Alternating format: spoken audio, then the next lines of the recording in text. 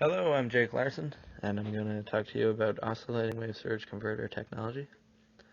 Hydropower has the most potential to be utilized in a commercial scale. It's been said that 80,000 terawatt hours per year can be harnessed in the ocean's potential energy. And it's also been said that the best way of harnessing this energy is with oscillating wave surge converter technology, or OWSCs.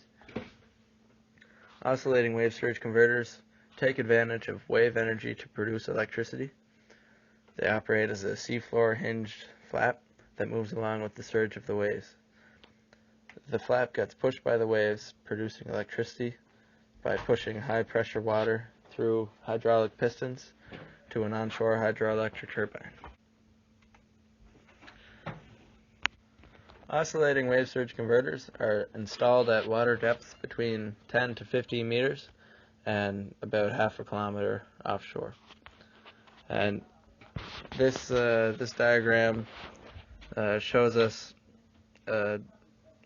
basically how an oscillating wave surge converter works. So you have your top flap that gets pushed back and forth by the motions of the waves, and that in turn forces this piston to move in and out, which forces the high pressure water through the tubes, through the piping, onshore to the hydroelectric turbines or generators. Oscillating wave surge converters can be deployed in lines that could stretch along the shoreline for kilometers, with minimal reductions in efficiency and energy production. The orientation of wave farms allows them to extract an immense amount of energy at a higher efficiency than wind farms. That is due to the higher incident energy available in ocean environments. The oscillating wave surge converter technologies were originated at the Civil Engineering Research Centre at Queen's University in Scotland. The research done at Queen's University led to the development of the Oyster oscillating wave surge converter devices and the birth of Aquamarine Power Limited.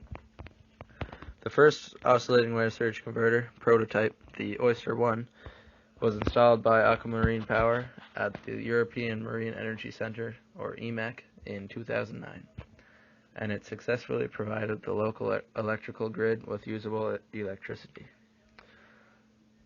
The Oyster 1 project began in 2005 and came into commission in 2009. It was rated as a 315 kilowatt wave energy converter, and again, it was installed at the EMEC Centre in Scotland. The Oyster 1 indicated the feasibility of using wave energy to pump high pressure water to an onshore hydroelectric turbine to create electricity. The Oyster 1 also successfully delivered over 6,000 offshore operating hours during its 2-year life cycle.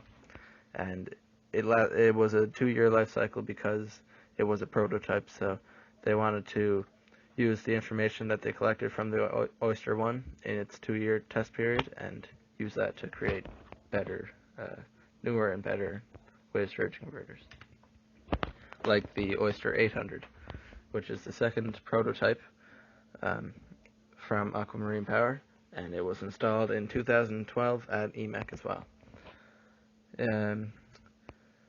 It was capable of producing 800 kilowatts of energy at any time, and it was not only a larger, more efficient model, but it had capability of producing more electricity in harsher waters. The Oyster 1 design was ideal for collecting as much energy as possible, but the Oyster 800 was even better. Sensors allowed Aquamarine Power Limited to monitor both the Oyster 1 and 800's data and use that to create better, more efficient models.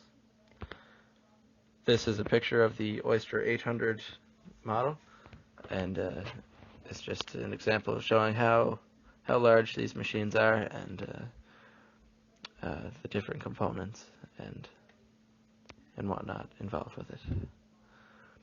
The hydroelectric plant So the onshore hydroelectric plant converts the energy produced from the oscillating wave surge converters into electricity. They do that by pushing high pressure water through a hydroelectric turbine that creates electricity.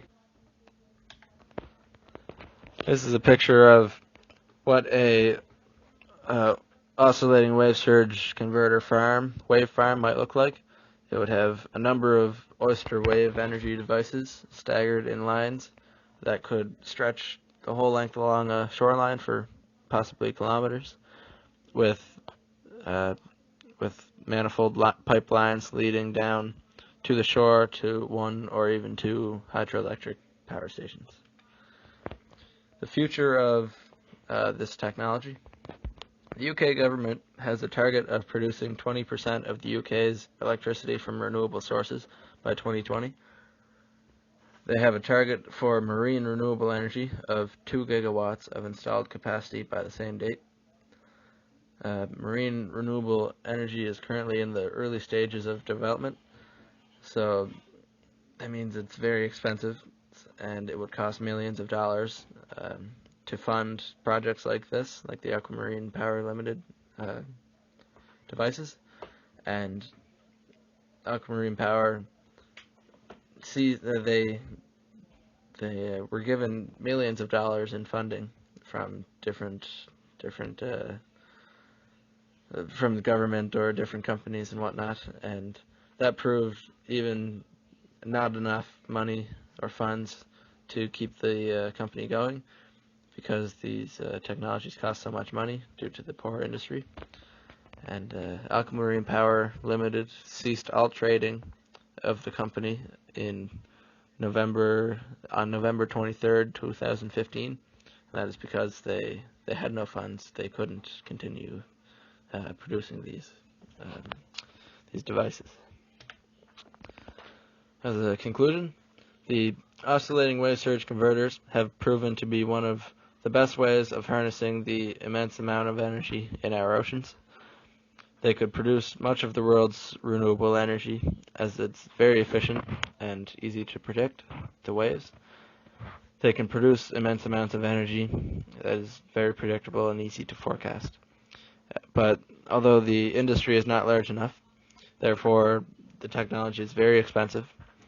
As a result of this, oscillating wave surge converter technology is extremely expensive to design, test, and produce, and Aquamarine Power Limited found this out the hard way.